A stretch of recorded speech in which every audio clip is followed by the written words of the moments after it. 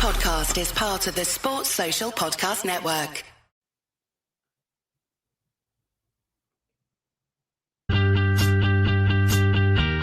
Oh, it's a goal. Who got the assist? Who got the assist?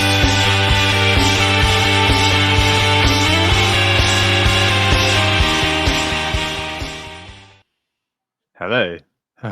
So after yet another weekend of mixed fortunes in the fantasy sphere, you find us once more here with differing demeanours. Sam, happy, content, loving life, despite a potential live transfer in the offing. I've been trailed, and me kind of wishing I didn't have to pod after such was the weekend I had. Albeit I've now opened a beer and magically all feels better. Alcohol, the cause and solution to all life's problems, as a great man once said. But do drink responsibly. This is one of 2 nights a week I have a few beers. I don't do this all the time. I have an interview tomorrow as well, so I won't be going mad. And well, anyway, yes, FPL. I suppose we better talk about it. And I'm joined by happy Sam. And in some ways, it makes me happy that you're happy because it's been a miserable few weeks for you, hasn't it? Yeah, it certainly has. I think I've been through the ringer a little bit in the last few game weeks. Starting to wonder what a green arrow looks like and whether or not I'd ever break the top 2 million. So yeah, it's quite nice to have a good week. Southampton won as well, so that always adds a little bit of a Brucey bonus to it as well. So yeah, all things looking quite rosy for once, but I know that these things come and go pretty quickly, so I'll try and cherish it whilst it lasts. In the meantime, we are Who Got the Assist. On today's pod, we have team updates to start off with, of course. We're going wild this week, though, as per the pod title, with one of us already knee-jerking a certain big Norwegian out of their side with the game week still live, and with many other notable names in the community already selling prior to game week 10. We talk about a Haaland-less little while in FPL, not necessarily for the full thing, but at least for a little while. And then linked into that, a bit of a chat on short-term punts for game week 11 and possibly game week 12 too, with a feeling surrounding hits and how they fit into the new world of FPL as we know it, of course, with the transfers able to be rolled quite a few more times this year. Plus, of course, our game week 11 preview, as always, including best transfers, an equaliser in bold claims, and best captains. It is Monday, the 4th of November. It's half-time during the Fulham-Brentford game, 1-0 Fulham, 1-0 Brentford even, at the moment at half-time. No involvement for the one player that we've both got, that being Brian and Burmo. And I'm not sure it will move the needle too much for us either way, even if he did do anything in the second half. He's pretty high owned, so I don't think it will impact us too badly, although a haul would be welcome. In the meantime, shall we crack on with the game week reviews, Tom? Yes, indeed. And as you're smashing it, finally, you are first. I am first. So 63 points at the moment, with the additional Boomo 1-pointer at halftime. It's a good week, not going to lie. I brought in Salah for free for Foden and kept Haaland because I had the money in the bank to do it in just one move. Put the armband straight on Mo. I felt that the matchup suited him marginally better. Luckily was proven right in the end, although I was pretty nervous going into the final 15 or so minutes of the Saturday 3:00 kickoffs with no returns out of all of my players. At least my captain was the one who did get something.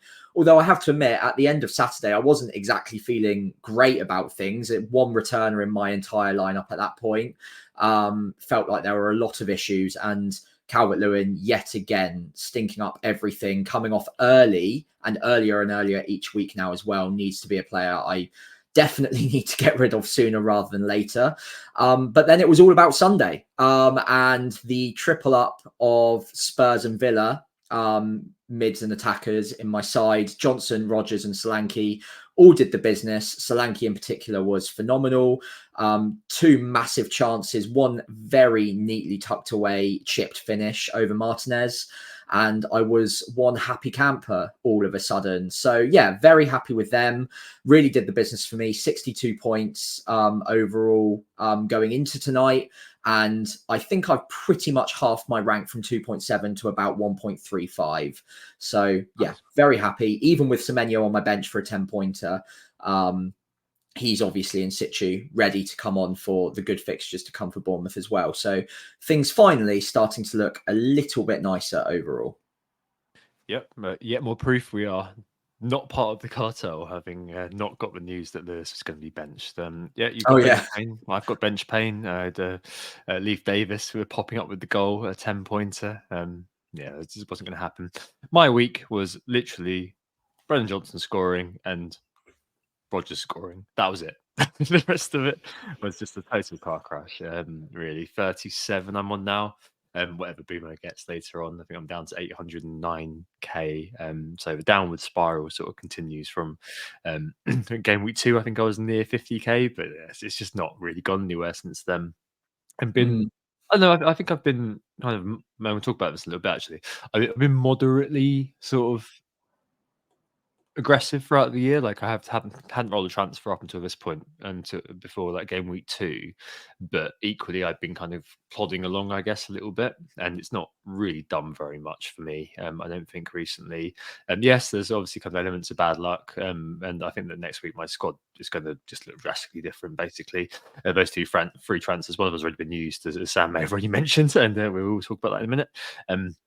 But yeah, it's been yet another kind of poor week, and yeah, I suppose putting the faith once more into the big robot hasn't really led to results, and it may well be that a change in structure is required to ensure that I can achieve all my sort of transfer targets in my plan going forward. So yeah, I guess a bit of a contrast. I'm a bit more sort of circumspect, considering the future, a bit of navel gazing really, and as we'll kind of just come on to now, I suppose I have already acted.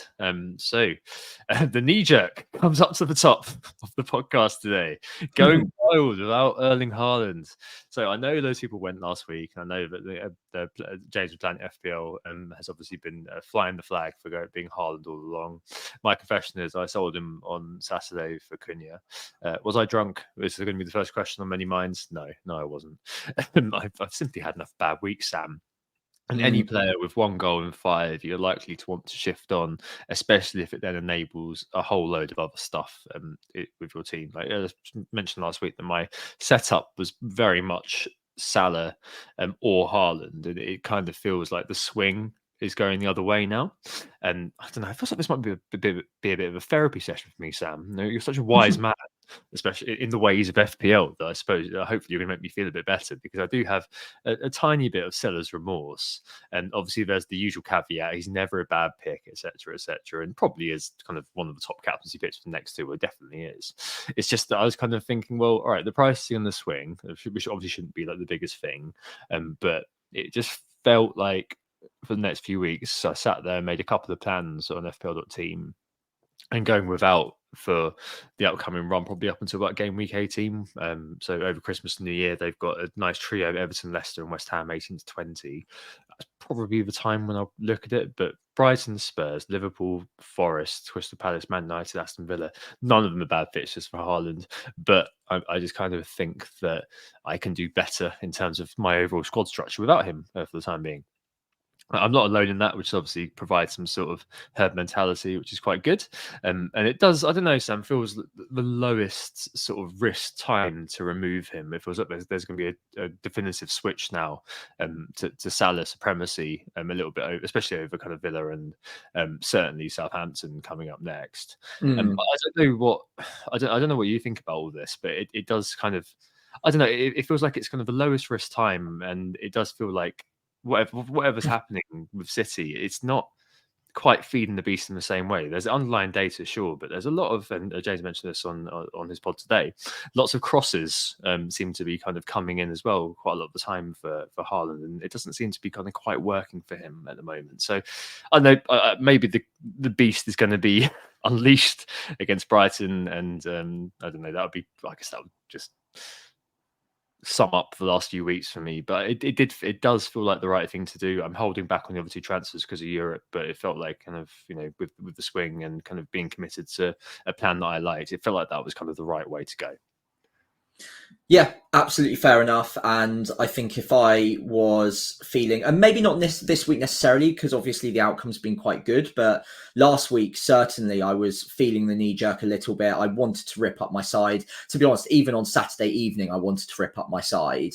So I completely understand the temptation to just get rid of someone who's over 15 million and stinking up your side. What, like you said, 1 goal in 5 games for any striker is not really performing at the level you want to be in your FPL side, let alone someone that you're captaining most weeks and is 15 million plus. And obviously, therefore, it comes at the detriment of the rest of your side if you've got him in. So I think the balance and the squad structure that you're able to strike without Haaland in has always looked tempting, even from game week 1. I guess the assumption was that those of us who went with him, that he's captainable most weeks and he's going to rattle in a couple of returns every week, it seemed, especially at the start of the season, and make it worth our while.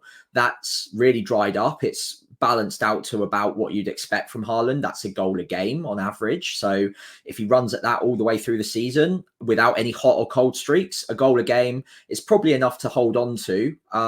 But if you've got Salah, if you've got Saka, if you've got Palmer all coming into a good run of fixtures, you quite simply just can't have all 3 of those and Haaland. And, well, unless you go for 4 million assets everywhere else, it's just not doable. So a decision does need to be made. And I think, like you said, in most cases now, it is a straight decision between Haaland or Salah.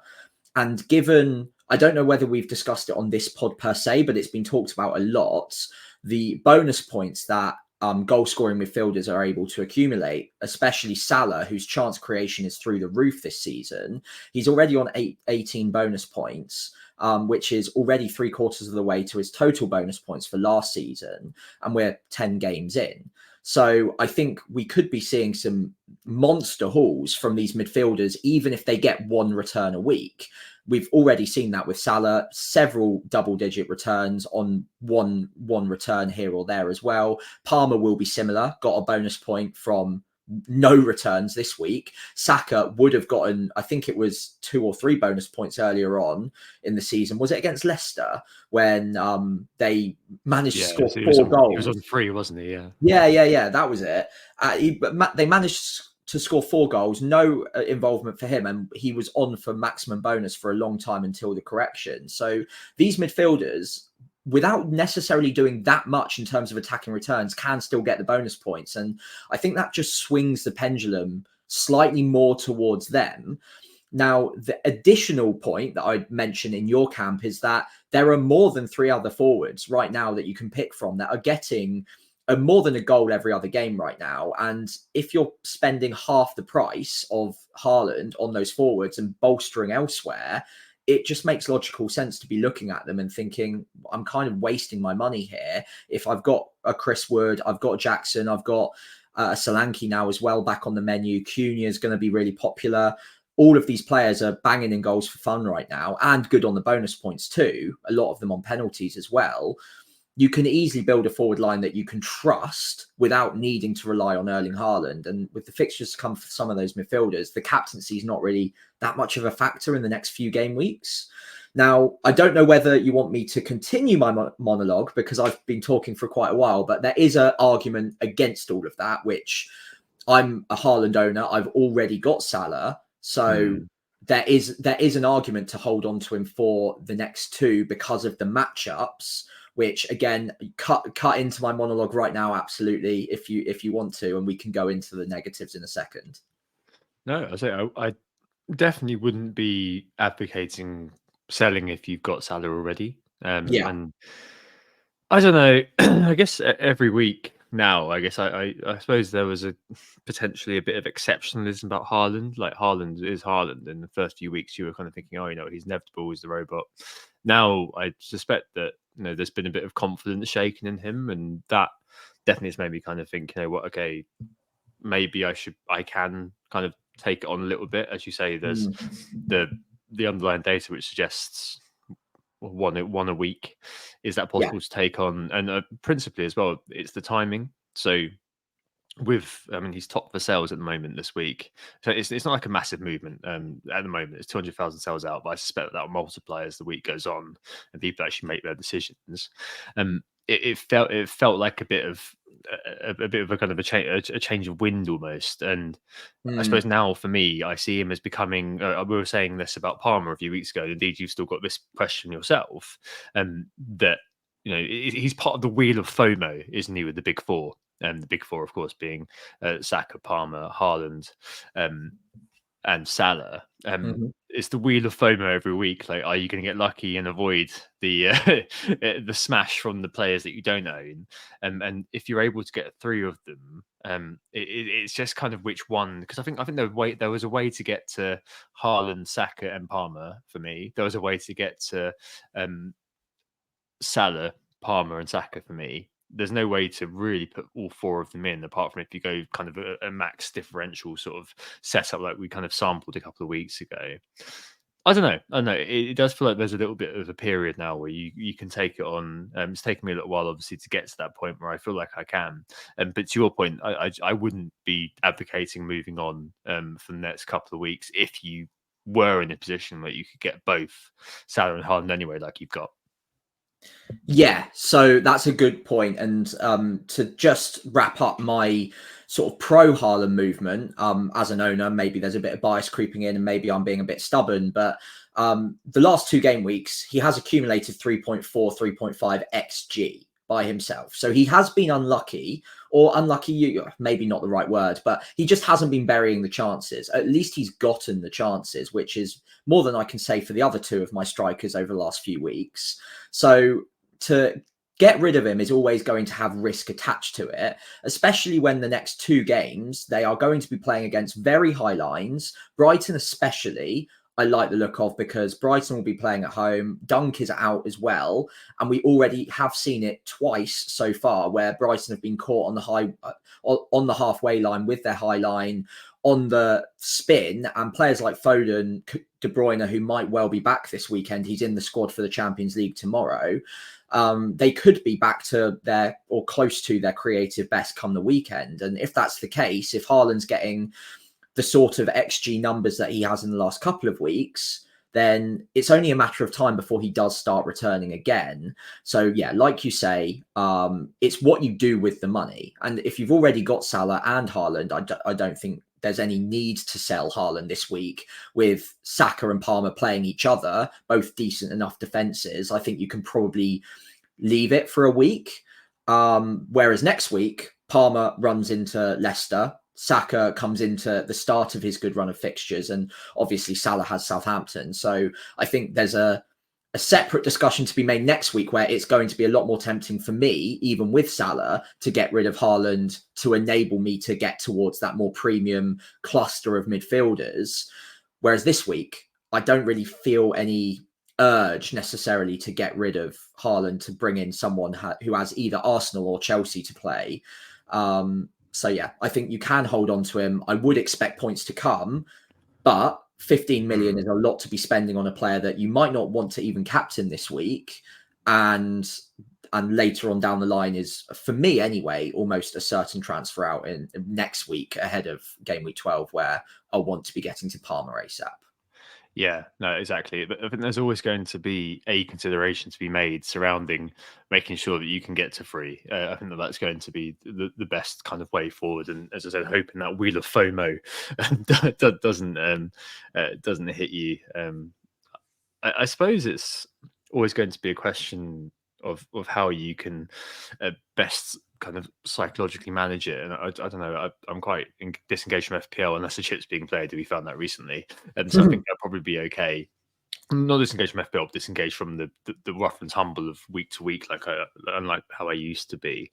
I do wonder and marvel at the butterfly effect, I suppose, of like a few little decisions that we both made a wild card and subsequent decisions going forward, like how it's kind of led to us both having dramatically different squads. And I think that's to this season's benefit, despite the fact that we've both had a few kind of rough weeks. Like, I think that there's nothing more kind of exciting taking a step back at seeing how different squads are and how points come from different places and how the impetus is on you to kind of back those plans that you're making, or if you're kind of playing it on the fly, back those impulses that you're kind of getting to. There's always an inevitable question, isn't there? Like if you've kind of been steadfastly holding to no Haaland for a long time, or you sold him last week, etc., etc. Like, was it a mistake to hold Haaland for as long as you did? And I think that you've kind of neatly made the point that I was going to make surrounding the XG, which still, I suppose, acts as a kind of a reinforcement for why you keep if you're in your situation, at least for this week. But then, as you say, next week you've then got a consideration to make, because how do you get to Parma if you're also holding Salah, and you also need to figure out how you're going to probably get Saka back as well. So there's swings and roundabouts, really. Yeah, there's swings and roundabouts, aren't there? Really. I mean, there's a Forest and 12 for Arsenal, a high flying Forest. So maybe we're looking at that and thinking, oh, okay, it's not too bad. Yeah. Yeah.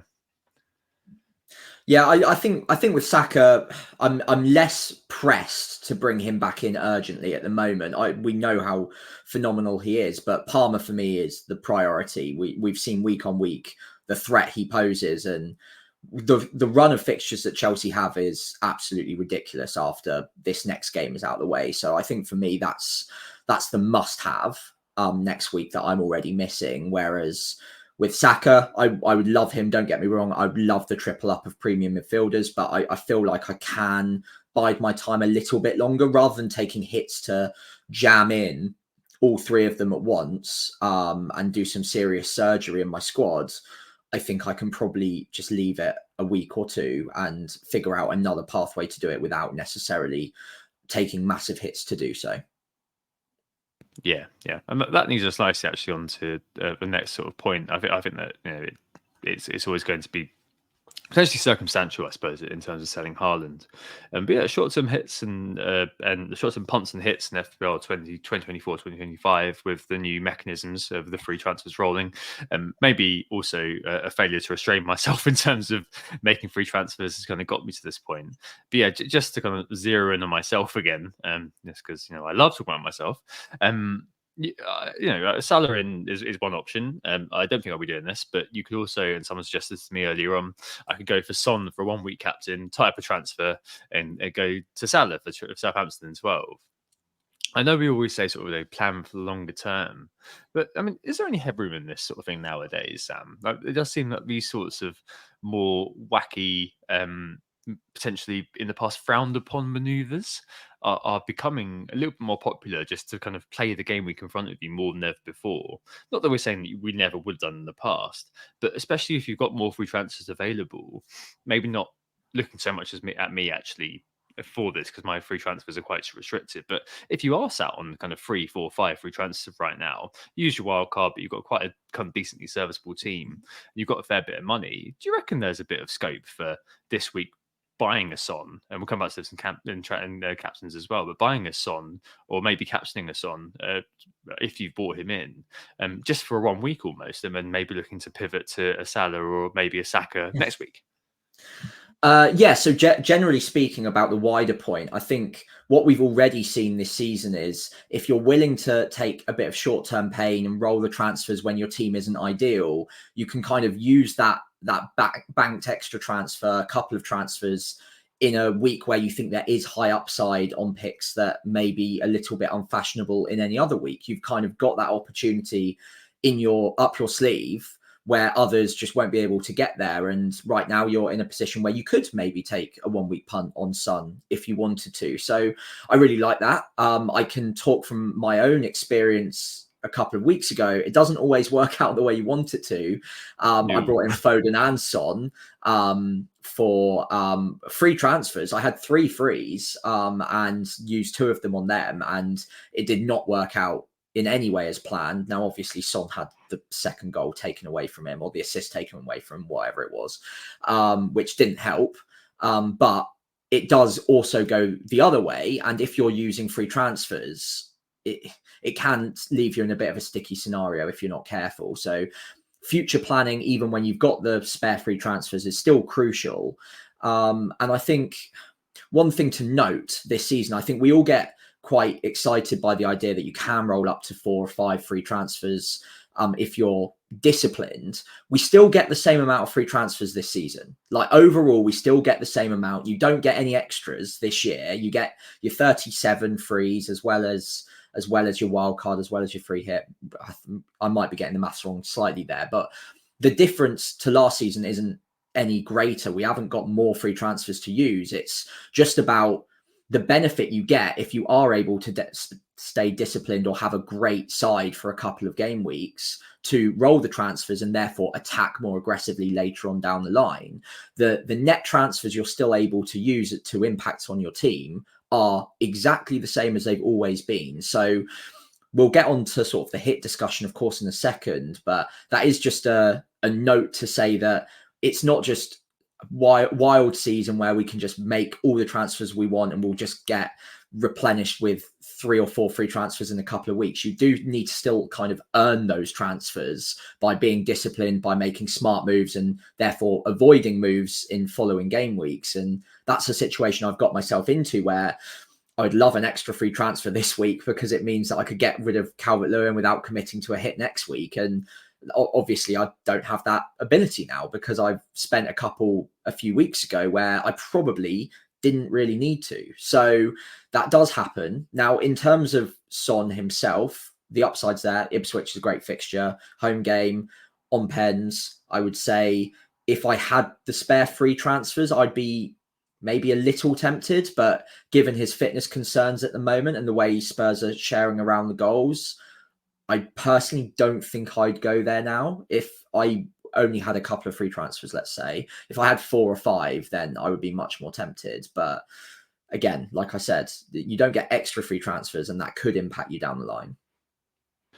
The other way to bring in hits as well, that I've got Watkins as well, who's also pissing me off to a lesser extent than Haaland, but still pissing me off. And I could, even if I get Salah, I could do Watkins to Slanky on top. So I think that kind of fulfills the brief for being a short-term punt, doesn't it, with Ipswich less and next. I think there's definitely perhaps a feeling that he could maybe be almost the top line captain for the week ahead. I do think I would up on Salah, but he is an example of the sort of player that you could bring in for this. I know there's Man City up next in 12, decent-ish home game against Fulham in 13, and then the Dom Slanky derby, Bournemouth in 14. But you keep that sort of high-ish price point occupied, and plus, principally as well, I've then got money to spend elsewhere, i.e., probably bringing Saka back for one of my mid-priced options who are kind of in my midfield. So, I mean, Solanke, Sam, maybe is a different kettle of fish to some different position in terms of FPL, and maybe one that I suppose again is going to be garnering some interest for the week ahead. So I don't know, that's another kind of option that's on the table for me, and it's one that I'm seriously considering, honestly. But it is a hit, and that's something which I know there have been quite a few people who have been playing it, as it always was, taking hits each week, or being kind of hit friendly. But I think this year I've definitely been a lot more conscious about hits because I guess negativity a little bit becomes magnified, as we said pre-season. The disadvantage that you get every week because hits are so much rarer at the moment. I mean, Nick always said, didn't he, that it's a striker's goal that you're selling if you take a hit, which kind of helps contextualize that feeling about taking a hit. And there's the butterfly effect as well, which kind of feeds into it. So little transfers like Mateta pre-wild card for me, Garnacho a couple of weeks ago, when I could have rolled. Like those things have limited my flex. So I need to try to be kind of, I don't know, more conservative. But if I am kind of trying to be more aggressive, there is the option to go with Slanky this week rather than kind of have Watkins, who is facing my defender in Trent, who I can't really move on right now, but will be moved on. 13, I think, is on the plan. And it does kind of, the Ipswich fixture does look pretty plumb. It does look one that I want double Spurs in. I'm going to feel like, in contrast, having Watkins against Liverpool, who are the best XGC on the performers, versus having a player that I'm, spending 4 on, but playing the XGC worst performers. It does feel like that could be a punt worth taking over the short term. I'm not too concerned with the City game, given how they're looking this year. Could that be a bit more amenable perhaps than going Son, especially if we're getting Son over Salah, it does kind of feel like a lot more iffy. Whereas given the options as you mentioned that are on the table in the forward slots, taking a hit on Solanke for this week, you bank the points if you do get another kind of double-digit haul, which does look like, feasibly that could happen. I don't think anyone would be surprised that a goal and assist, 2 returns against Ipswich. You bank them, you see what happens in the Man City game, and you kind of take it from there. But does that feel kind of a bit more okay in this regard? Yeah, I think so. I think out of the two, I'd probably be more tempted to twist and go for Solanke than Son right now, mainly just because of fitness issues. And I think I could reliably count on Solanke to get the 90. And also, if Son's coming off earlier, then Solanke's probably on penalties if he's not already, when Son comes off as well. So that could be an extra benefit too. And I think the later on the game goes, the more it will open up against Ipswich, and the more Ipswich defence will probably tire a little bit. Solanke will be able to find those half spaces in front of the 2 centre-backs from those cutbacks like he did against Aston Villa. So I do really like the matchup. I think it's a phenomenal one. But if I've learned anything from FPL over the last few years, and let's face it, it's not much, but if I have learned anything, it's that taking hits for players for single game weeks, but just for a one fixture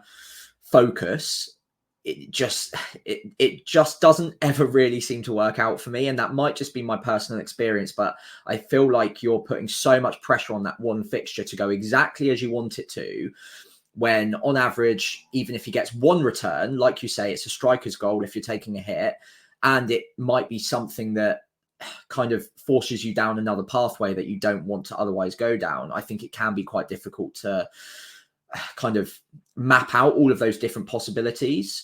However, what I would say with Solanke is it doesn't have to be a 1-week punt. Now, we've already seen with Solanke it is feast or famine, but when he's feasting, it does look pretty good. So he's had over 1 XG in, I think, 3 different fixtures this season already. He obviously missed a couple of game weeks as well. In others, he's had less than 0.1 XG. So it does go the other way. But if he's got the right matchup and Spurs are on it, then he could be the one to easily get 2 or 3 goals in any given game. And I don't think we need to necessarily limit ourselves just to that Ipswich fixture. There are still good fixtures, as you read out earlier, to come after the Man City game as well. So I think I would probably be more tempted to go for Solanke, even for a hit, if I was convinced that he's still a good hold over the next 4 or 5 game weeks, which you might come to your own decision that he is a good hold for the next 4 or 5 game weeks. What I would say, though, is there are other strikers right now who have good fixtures for a longer period of time, who all maybe not tick all of the boxes Solanke does, but certainly a lot of them, that I think you can bring in without necessarily having to take a hit this week. You could bring in next week and make it worth your while in the longer term. Now, again, I'm sat here as a Solanke owner, so obviously I've not really got to think this through too much. So there's a lot more thinking to be done, but I've experienced 3 weeks of almost 0 XG from him. So it does go both ways. So I think there's a lot of recency bias going on with Spurs and Solanke in general right now. And just don't get too overexcited, thinking that every week's going to be like this. It's been frustrating at times as well. Definitely has. I mean, a couple of things though. One, as you probably know, Spurs are top team XG. Yep. So you said earlier on, if you think Spurs are on it, well, I mean, the underlying data seems to suggest that. And if by watching them, yeah, and Solanke as well, yes, okay. I think there might be one of those where I think he's like 3rd for non-pen XG for this year. Yeah. So you predicated on 3 games, isn't it? And you've had 2 games with just absolute rubbish, of 4 games, I should say, actually. So it's one of those where if you take the hit now, try to hope that you get it back that week. Watkins himself has been a bit annoying, honestly. There were a couple of occasions in the last game where you kind of, I know it's kind of just too far for him. It's not kind of quite come together, but he's got Palace in 12, Chelsea in 13, and then during the kind of the I guess, more compressed week. So one of those is coming up between game week 13 and 15. You know, when you have 3 game weeks in 7 days, and there's Brentford and Southampton in those. The only problem with that is whether he will play all of those with Duran breathing down his neck. I just don't know. It's one of those that kind of concerns me enough, especially because I'm not going to go deeply into my plan because that's boring for everybody. But within that, saving the money, i.e. going from Watkins to Slanky, i.e. freeing up 1.4, does really help a lot in terms of just fleshing out elsewhere. So it's a tough one. I think there's pros and cons, as always, of all of these things. Taking the hit is not ideal. Believe me, it's not ideal. I don't love it. But it does sort of, again, maybe feed into being slightly more aggressive. I basically just want to be you, Sam. As I said earlier on, without the Calvert-Lewin. But I want my team to be yours with a Palmer over a Calvert-Lewin. That's effectively what I'm going to end up being, isn't it? So, yeah. It does feel like there's a lot more kind of, I don't know. It feels like I'm going to give myself a bit of a mountain to climb next week from the off, but with the players that I then have, it doesn't feel too much like I'm chasing my tail, if that makes sense. Yeah, and I think, look, again, we kind of usually end up advising not to take hits in single game weeks, but in the on the side of taking hits, it is very good to get yourself back in a position of strength and getting in front of the game again, and taking a 4-point hit if you really truly believe that you can get back on the front foot and get ahead of what the next template is going to be, then by all means, it's worth doing, because if you truly do get all of those bets correct, then you can steal a march on pretty much anyone by bringing in the players that are still fairly low owned, or a combination of players that are still fairly low owned. That a lot of managers, because the prevailing wisdom is don't take that many hits in single game weeks, you can get there before any of the others. So we've seen multiple times over several seasons past, managers who do play an aggressive way are able to get ahead of the more conservative managers like myself in the early few weeks, and I would still count that as early few weeks now, and get into a sort of unassailable lead where they can then go on the defensive later on in the season and basically just get on a template where they don't really need to go on the attack anymore because they're already ahead of everyone else fighting over the same players. So look, taking a hit, obviously it doesn't ever really feel great at the time you do it, but if you over the next 4 or 5 weeks think that extra 1 goal that you're giving up by taking the hit repays with a bit of interest, then by all means go for it. And it is, I hate the cliche, but it is dependent on what 11 players you're looking at this week. If you're looking at a Calvert-Lewin next to I don't know, a Dunk who's injured in your back line, and a Mikolenko, and maybe triple Arsenal defense, or all of this, and you're thinking I really need to mix this up, then absolutely, then a hit is more wise in your team than it would be in someone who's already got triple premium midfielders and Mbermo and has Cunha next to Chris Wood up top, because they're just not going to need to take one right now. So look at your team. If you think that genuinely, and I'm talking to you specifically now, Tom, as well, if you think genuinely you can get ahead of the next forming template by taking a measly 4-point hit, then by all means do so. And very quickly wrap up by saying, you want my team, I'm double your rank. So you can afford 4 points. But you've done all the stuff you just said. I don't know. It is it's tough, isn't it? I mean, it is one of those where there's lots of different ways to look at it. I do still hold a bit of I've got that residual love for Watkins, and I know what he did to me last year when I removed him. I don't know whether you whether you buy into all the kind of the softer. Oh, there'll be a caged animal Villa. They'd have learned against. They'd have learned what happened against Spurs, and they'll want to capitalise on that against Liverpool, because I think they're more than capable of doing a job on anybody. Really on their day. And I do think that the 2 players, I think over the next 4, Slanky probably does. I think Watkins has got Liverpool, Palace, Chelsea and Brentford, whereas, as you mentioned, Solanke has got two slightly better fixtures, I guess, in Ipswich and Fulham in between, either side of the City game, and then the Bournemouth game where he's going to obviously be extra motivated, probably. It is difficult. I'm very tempted to just go Solanke for this week, take the hit, see what happens afterwards, and kind of mop up afterwards.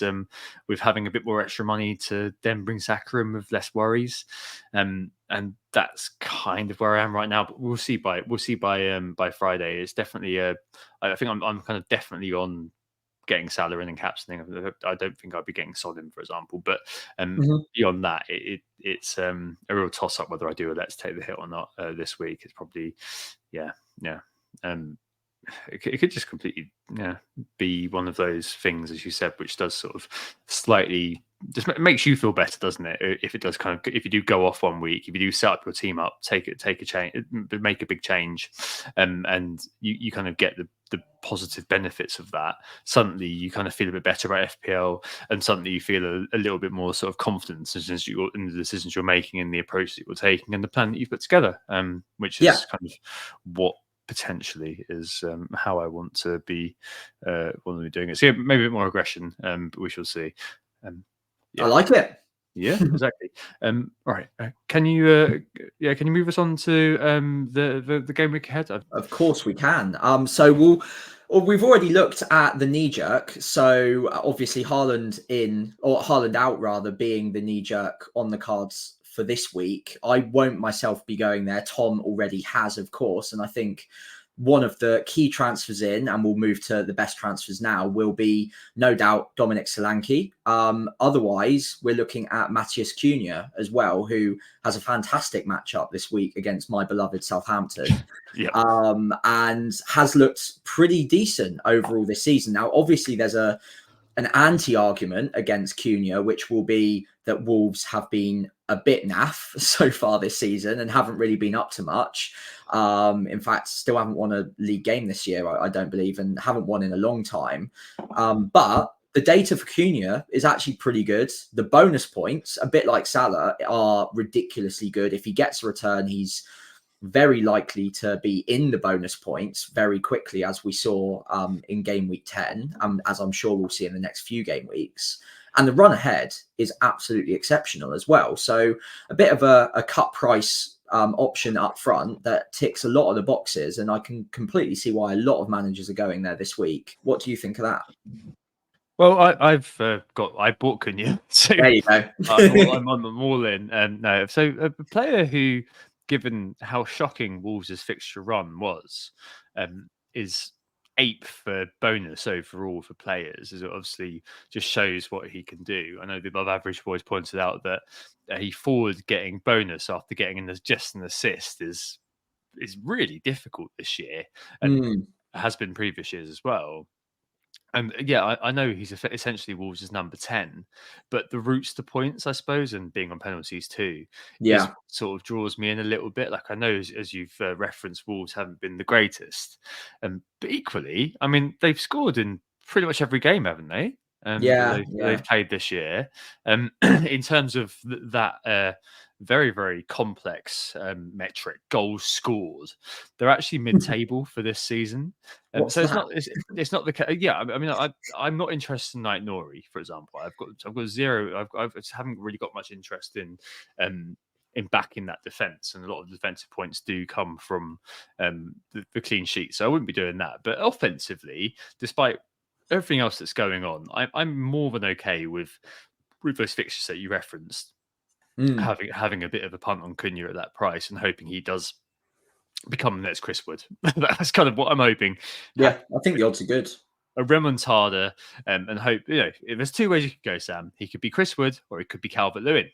The fact is that he's posted enough points over the last few weeks, over the last 10 game weeks, to make me think, maybe he's in that kind of second forward slot for me, at least the one to kind of be going with. Because I'm you've got to look at the fixtures if you're buying forwards around that price point, and I think that's absolutely fine to do. You're not expecting them potentially to return every week. Obviously, we hope all of our players return every week, but when it's not the big four or this week or this season at least, Bumo or Chris Woods, you're expecting some sort of variance, and you've got to hope that the fixtures do tip that variance in your direction. That's basically it with Cunha. I do really like him. I think that he's absolutely fine. But there are a few other options out there, aren't there, Sam? So, I mean, you were looking at Jan Wisser potentially as your kind of, if you were to throw out Solanke and commit yourself to next week potentially needing a hit. I mean, he's looked very Calvert-Lewin, not Solanke. I'm not getting rid of Solanke. wrong Dom. Wrong Dom. Yeah. Yeah. I mean, now. yeah. I wouldn't be doing that. But yes. So if you were looking to toss him out, there's definitely a bit of interest potentially in Visser, who has come back, hasn't done anything tonight, unfortunately. No, so at time of recording, both Raul Jimenez and Wisser have gone off without a return, either of them around the 70th minute. Both of those were high on my list for replacements for Calvert-Lewin.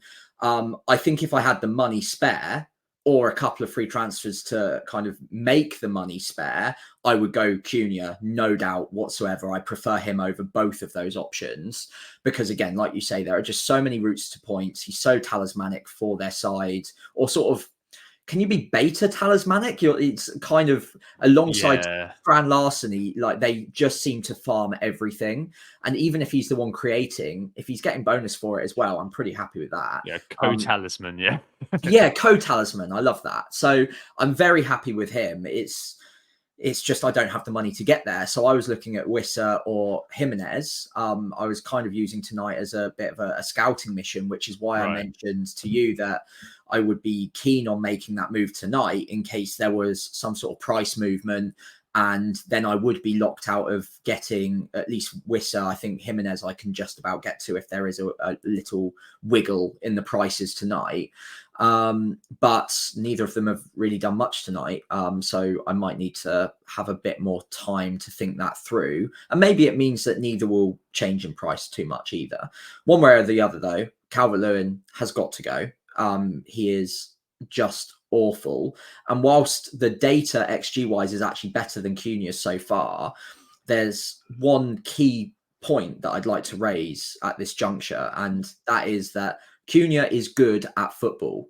Dominic Calvert-Lewin just doesn't seem like he is in any way capable as a Premier League striker right now. Now, look, these things turn around pretty quickly. And I could be saying this now, and in the 2 weeks, he could become the Calvert-Lewin we saw 2-3 years ago. But something just isn't happening for him right now.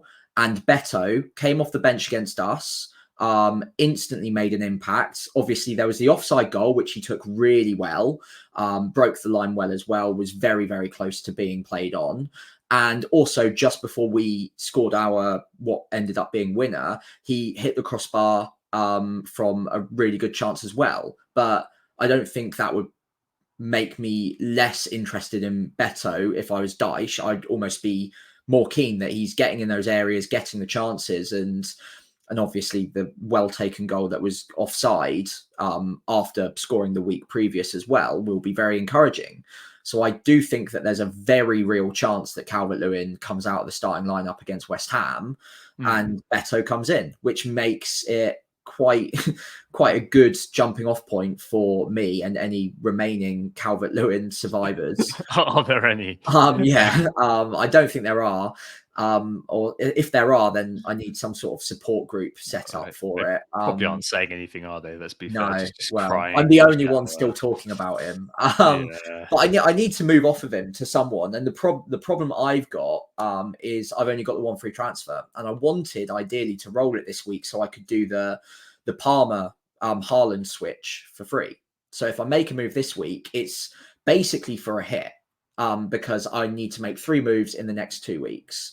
So one way or another, there is a hit coming. Or I could just start Calvert-Lewin, hope that he starts and hope that he somehow picks up form against West Ham, or just start Rodgers against Liverpool and avoid the hit. But again, that would still leave me with Calvert-Lewin next week and the week after and the week after. So I honestly think even if I'm committing to a hit following week, it's still the best call to get rid of him. It's just a matter of who do I take him out for.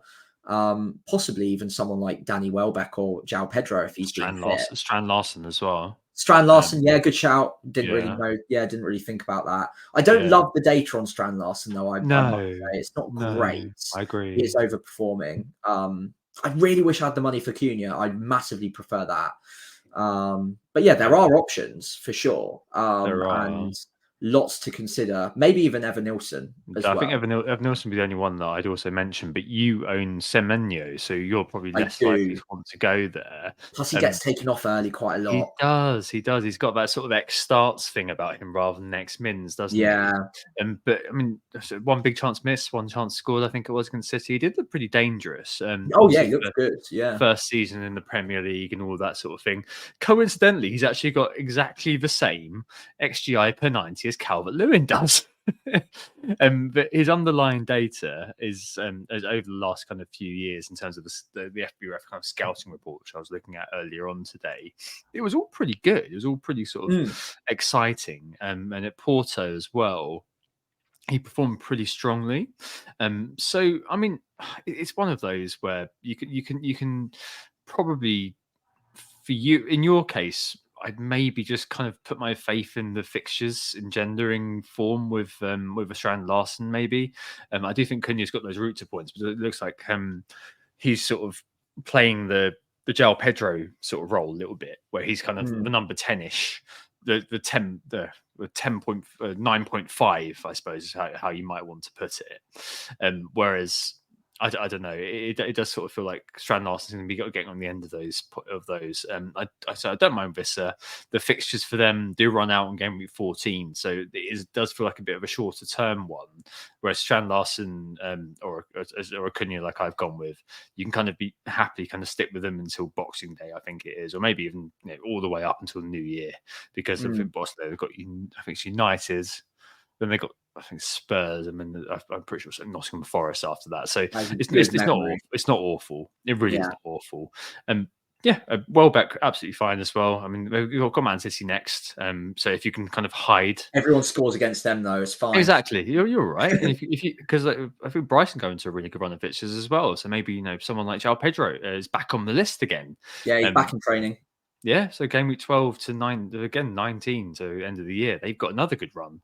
So there's lots of different ways you could possibly go here. I'd almost be, I don't know. I feel like I'd want to back the fixture with Strand Larson in your situation, but yeah, also a bit cheaper as well. I think he's 5.5, so might enable moves elsewhere. I'm not saying no to. I wouldn't say no to Neville Wilson, honestly, and then Jimenez as well, despite being pulled off early this week, still is posting good numbers. So a couple of decent fixtures left for them as well. My gut is actually telling me Wissa over all of them. Good. Even if it's only a few weeks, I just it might be a bit of bias, but I love the way Brentford, other than tonight, of course, with the Janelt goal, just basically just deal in big chances. They create as many big chances as they can for their forwards. And Wissa, if he is playing good minutes, then I think there's a decent chance of him getting a couple of big chances here or there in every game in the next few. I am a bit concerned about him getting taken off on 70 tonight, so I'll have to reassess. But I feel like that's kind of how he's always been, though. To be fair, it's going to be typical. They've got a lot of decent options. Sharda came on for him tonight, so I would see that happening again in the future. And it looks like so far that Brentford have been wholly outplayed by Fulham, which is surprising, although they are still in the lead with a couple of minutes to go. Yeah, the forward line for me is a bugbear of mine. I haven't got it right so far this season, and I'm very keen to make sure that the next transfers I make, especially for that budget forward, is the correct one. So some thinking needs to be done. And then next week, well, I'll have some fun trying to pick my Haaland replacement when I boost up Johnson to Palmer, probably. At the moment, I'm really liking the look of Isak, so we'll see how that goes. Yeah, me too. I've been thinking about maybe going with him, leaving Watkins for a bit, and then going with him. The other name that people are going to be screaming at us is the player who's most brought in this week, Would surprise you that's Christopher Grant Wood.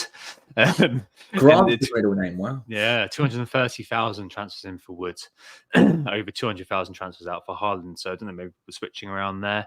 I'm not going to read off the full list this week because obviously the game week's still in play. But notable that he is, this year's Almiron, this year's Lingard. Just feels like there's that sort of semblance of inevitability about him. Although they also scored 2 and 2, Sam. So yeah, I don't know. I think if you haven't been on Wood thus far, Newcastle home next game is obviously a big game for him as well, having been kind of shunted on by them and they didn't need him anymore after they bought him to relegate Burnley effectively. And the solidity of that Arsenal defence after that. I mean, I think it's fine if you're going there and fine if you just want to be like, right, I need to cover this problem, especially if you're playing for mini leagues rather than playing for OR. It does feel like for managers like us who have missed all of this, missed the boat entirely, it's almost best just accept that rather than jump on kind of the dying embers of it. Maybe it will continue throughout the year. Maybe we'll have to just be like, right, okay, I need to get him in regardless. But I don't know. I don't know whether that's going to happen to the same extent as Danny Ings or something like that. Even Danny Ings kind of eventually came to a bit of a stutter, which was when I bought him, which is probably what's informing my kind of thought on him. Yeah. Yeah, it's interesting with Wood. I'm not completely convinced it does stop, I think obviously Newcastle's a big game and at home I can see Nottingham Forest doing quite well against Newcastle and the data for Forest is really encouraging. They're set up really well. Everything's going through Chris Wood. I can certainly see it continuing in that match. Obviously, got a couple of rough fixtures, but in the middle of all of that, they've got Ipswich at home. I think, is it game week 13? So that's going to be a huge week for him, you'd think. And honestly, a good striker, and I've said this season on season, a good striker in a team that's operating around that striker and creating chances almost primarily for them can score against pretty much anyone. So I tend to look a little bit less at the fixtures for a striker than I do with any other position. Again, that might just be my bias talking. I might be getting that one wrong, but I do have a little bit of a feeling that what would change to make Chris Wood just stop scoring at the moment. I'm just not sure the things that could change are going to. I don't see Nottingham Forest just completely dropping off and not creating chances for him. And I think he's finishing pretty well at the moment. So I think for the price, he's very good. And again, people will have probably been shouting at their screen, listening to this with me not saying I'm going to bring him in this week. The only reason he's not on my menu at all is because I can't afford him. Otherwise, he'd be in the mix with Acuna if I could afford him as well. And I think despite the fixtures, I actually am tempted to say it will probably continue for a little while yet. Yeah, fair. I think is it stubbornness or is it just realization that perhaps you kind of want to be on the next boat out rather than the one that you may have already missed. There's no point in jumping in the sea and swimming after it. That's for sure. And the other one, the other transfer maybe to mention here, I've got Garnacho already, but analytics people will probably also be thinking about this is Bruno Fernandes, Sam. A player that you started the season with, had a ahead of the times, rather fun time with, that's for sure. Oh, he's the best. The penalty this week. There's no point in even discussing the SGI, which is obviously always good.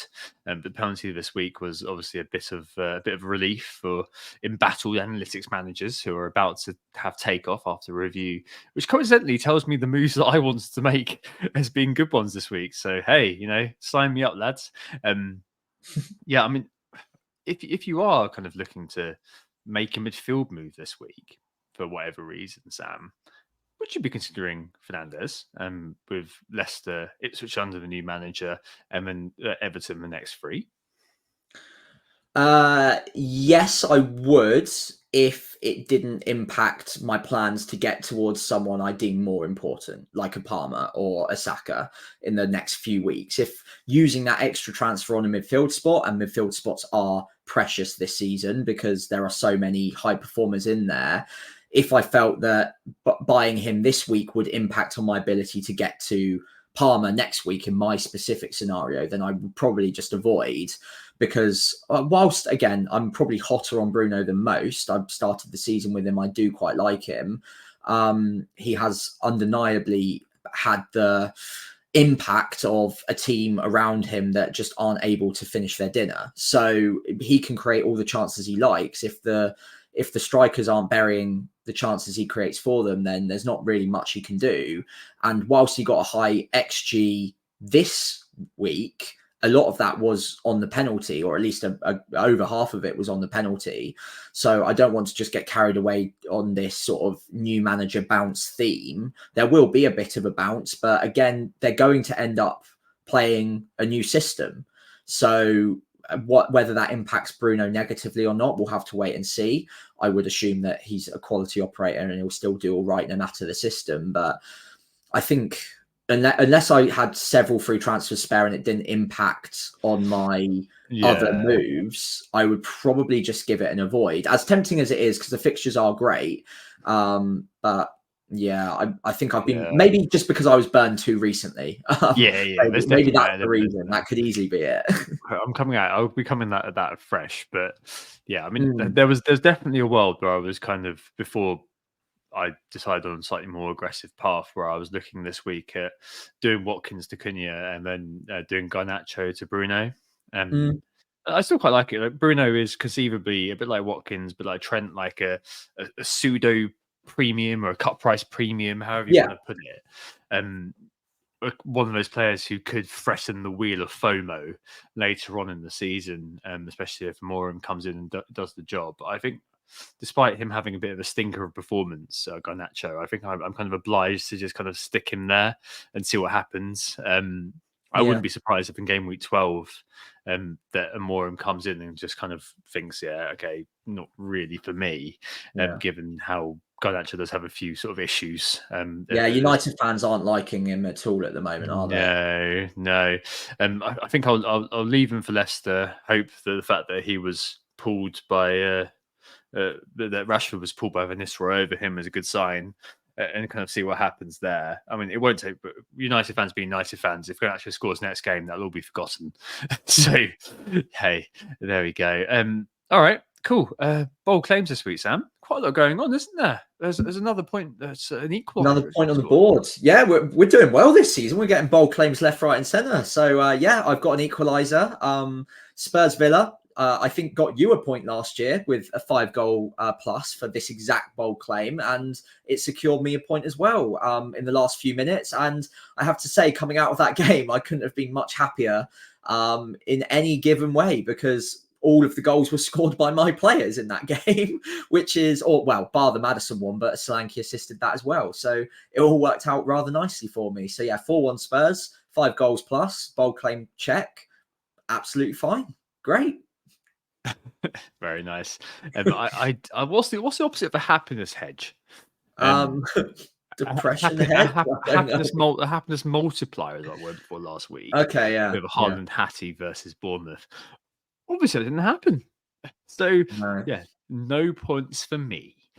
Next week, I'm backing Spurs again. And I did have to check this was a bold claim, so I went onto the bookies and made sure of this. But Spurs to score 5+, I think, is a bold claim. Any team to ever score 5 is a bold claim. They're 4-1, where depending where you look.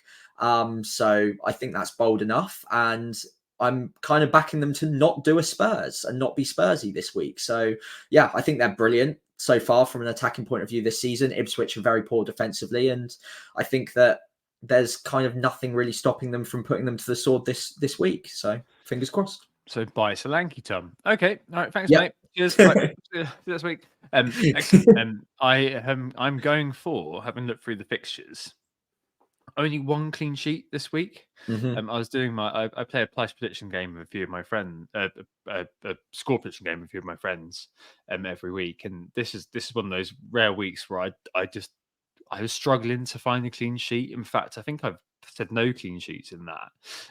But it does. There's always going to be one somewhere. So I was thinking there's going to be 1 clean sheet this week. max. There's been no others. I'm not going to go as far as to name the team, because I think that would be too bold of me.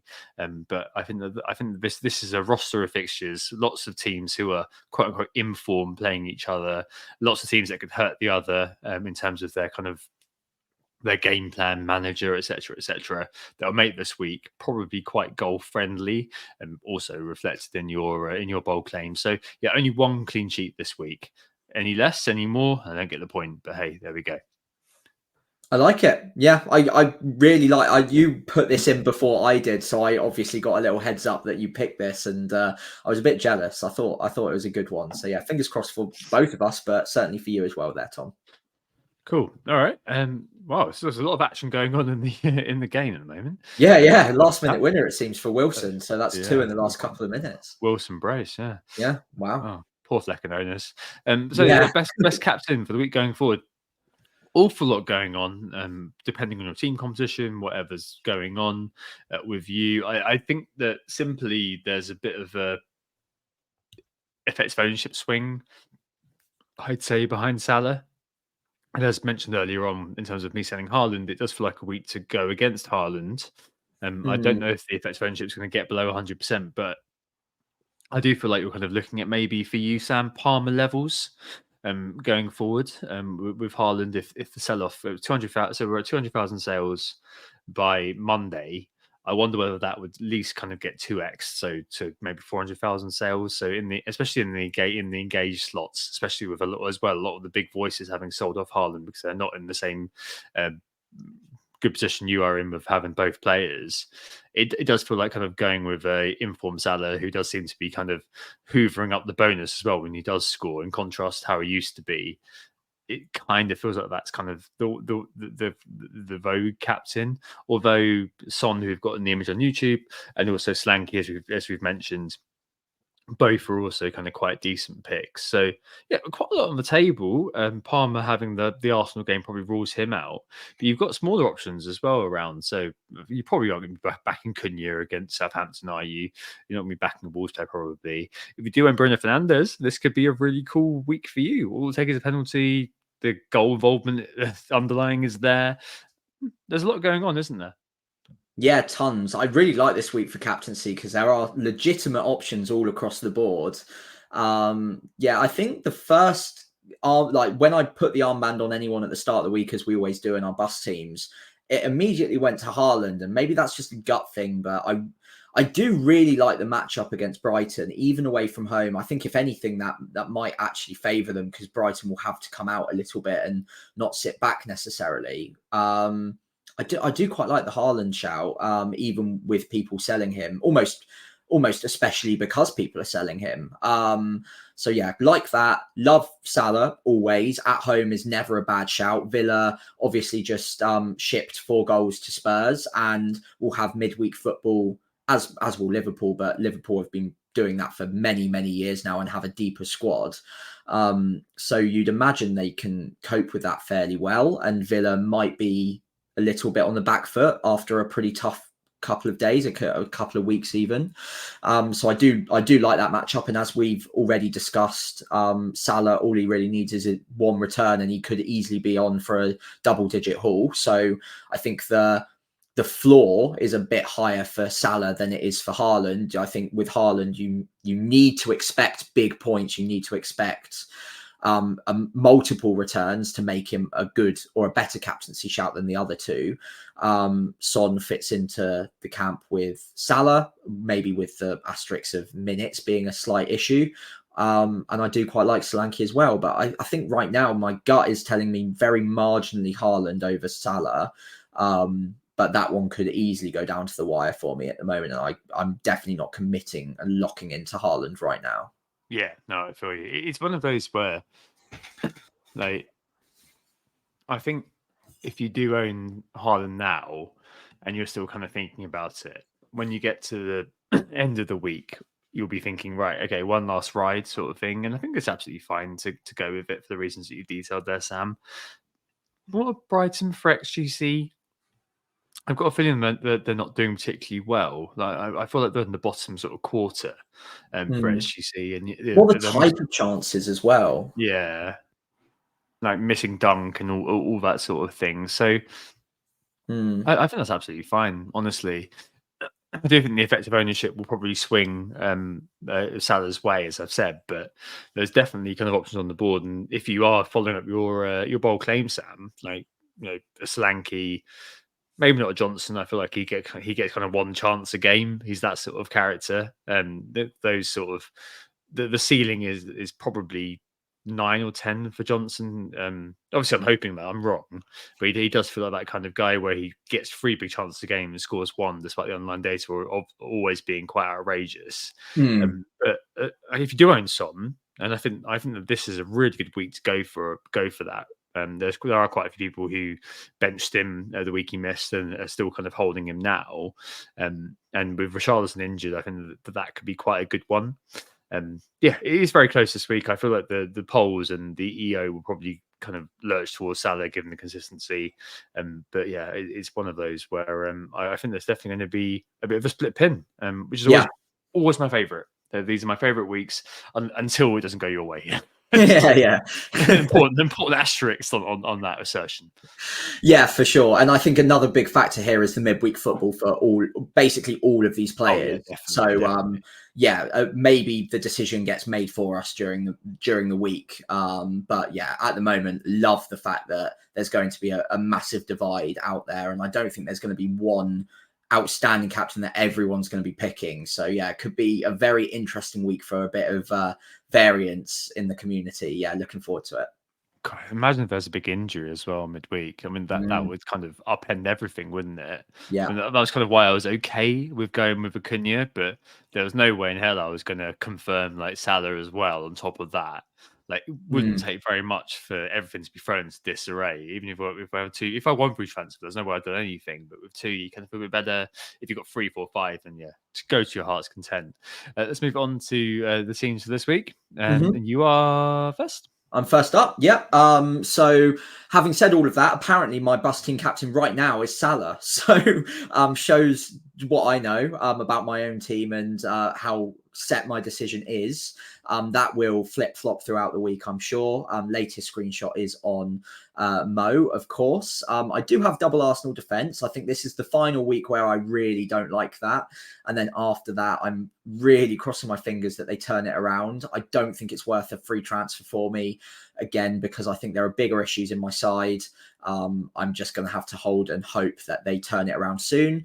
I've got Lewis starting as well, who I really would prefer not to have right now. But again, it's a matter of priorities. I think there's a relatively decent chance that he doesn't start 1 or 2 of the next few as well.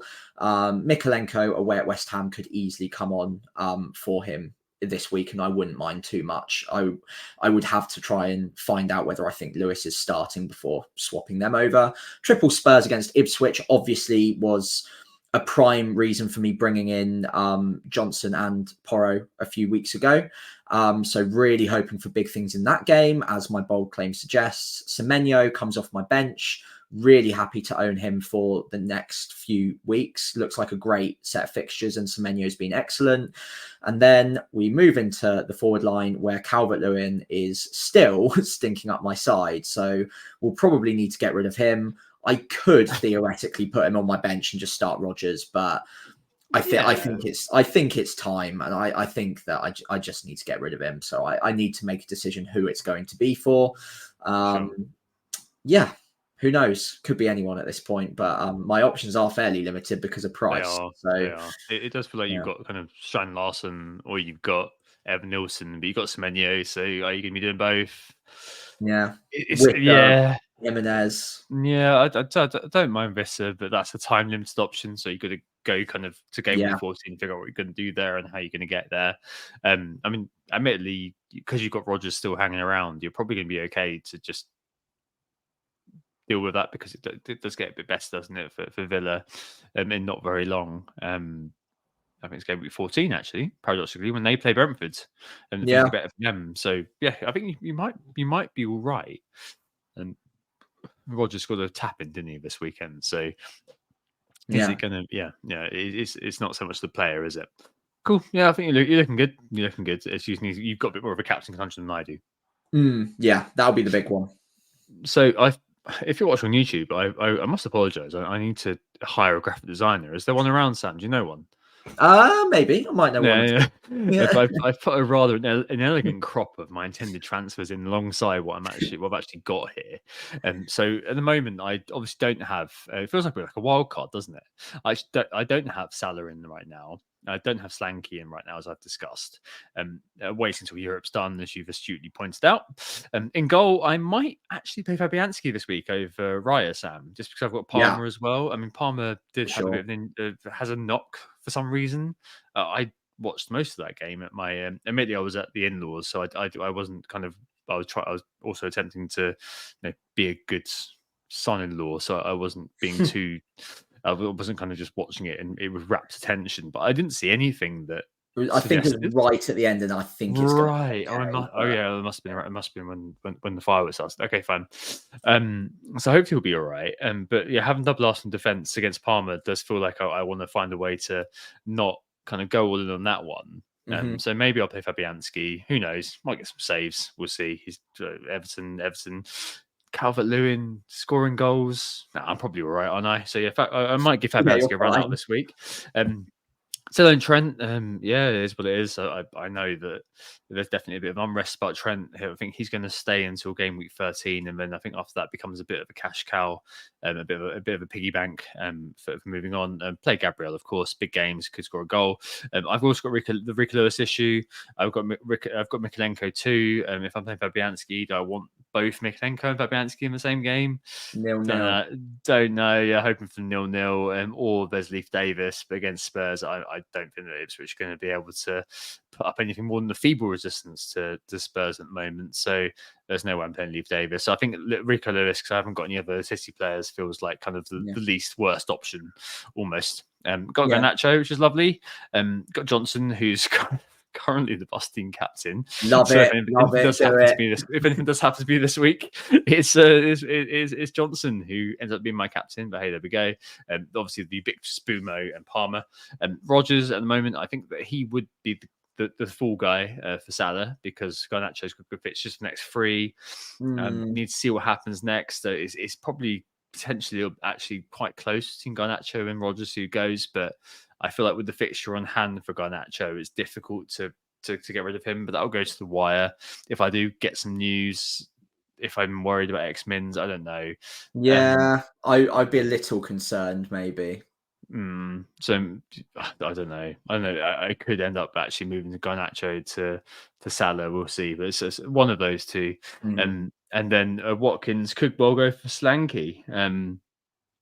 I do like Rogers basically as a eighth attacker for a little while, or in my case, seventh attacker for a little while. So it is difficult. I will need to see exactly kind of how things pan out over Europe, but that'll be the way that I'm going to go. I think I'm definitely going to get Salah. I think that anything kind of Son related does feel a bit too fanciful. Being aggressive is one thing, but I think going too far that way, especially in the context of what we've seen, is probably a bit.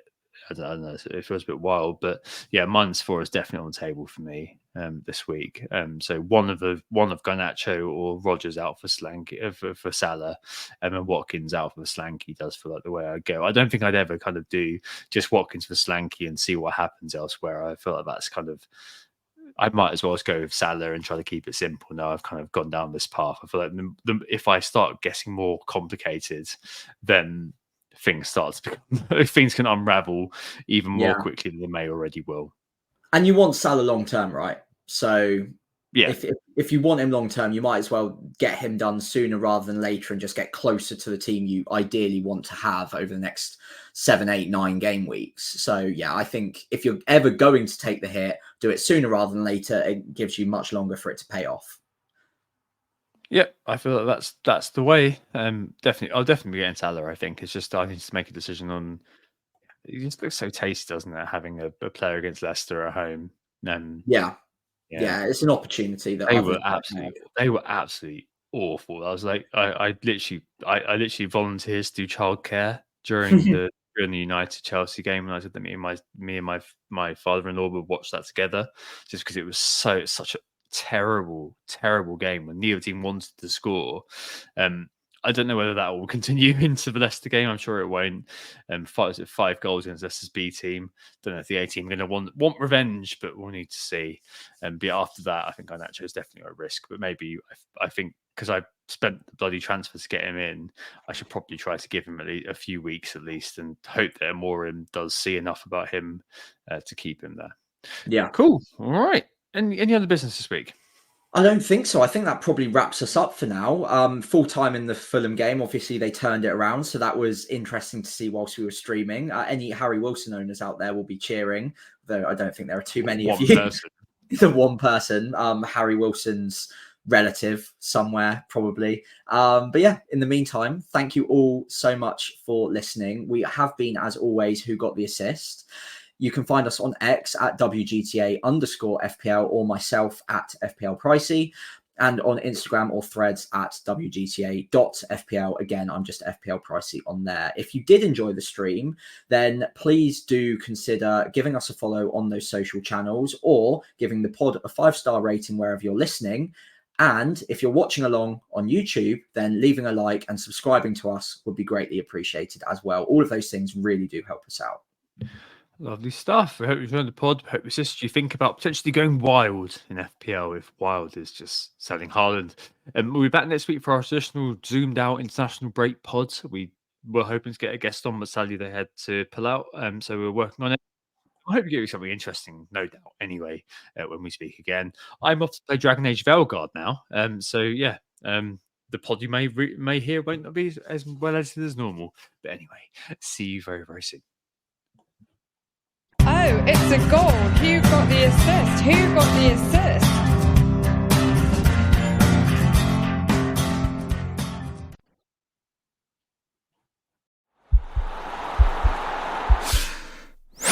This podcast is part of the Sports Social Podcast Network.